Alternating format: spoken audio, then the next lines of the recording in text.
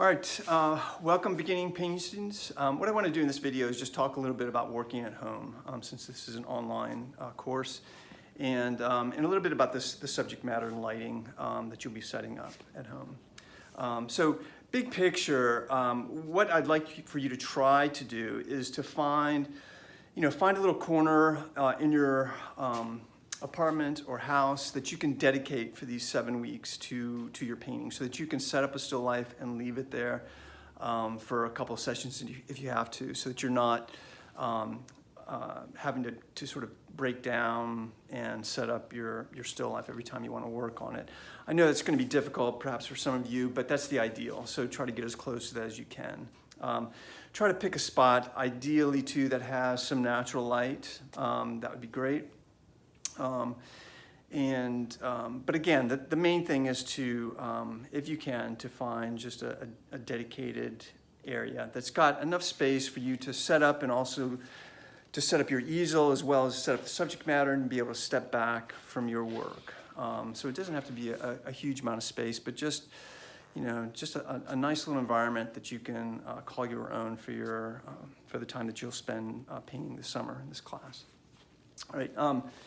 Most of the work that we're going to be doing is we're going to be working from still life setups that you'll be setting up at home. So, you want to have some kind of a tabletop that should be about hip height if you're standing. It should be lower if you're going to be sitting. Ideally, you stand when you work. So again, so this is about at the height of my hip, maybe a little bit lower. And to be able to have a wall plane and a ground plane that you can put a drape on and create kind of a quiet background and ground plane for your objects. The objects that you'll be using, you'll just want to collect some things around it could be around your house. You don't necessarily have to buy anything. Just different shapes that you think are interesting with different colors, different sizes, and so forth.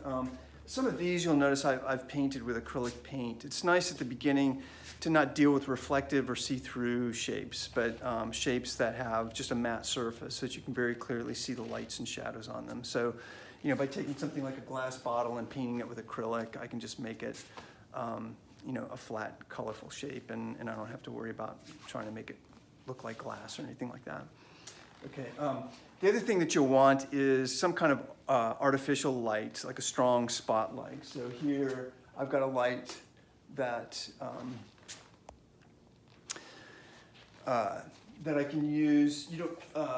And this is on a stand. You can get a clamp-on lamp at at Lowe's fairly cheaply, and a strong halogen bulb, like 75 watts, something like that puts a really bright light on the objects. And the reason why that is helpful is by putting a strong light on these forms, it gives you very clear shapes. I'll say this over and over again during the course of the semester. What we're really about is putting shapes together. So by putting the strong light on these objects, we get very clear light and shadow shapes that we can read quite readily, and it just makes the painting process a little bit easier.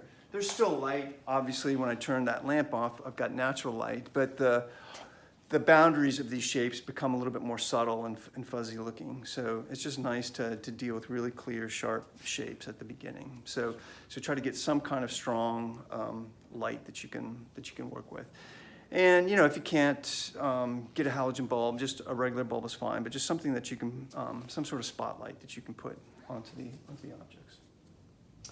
Okay, that's about it for setting up, and in the following videos I'll talk a little bit more about other aspects of setting up at home to work.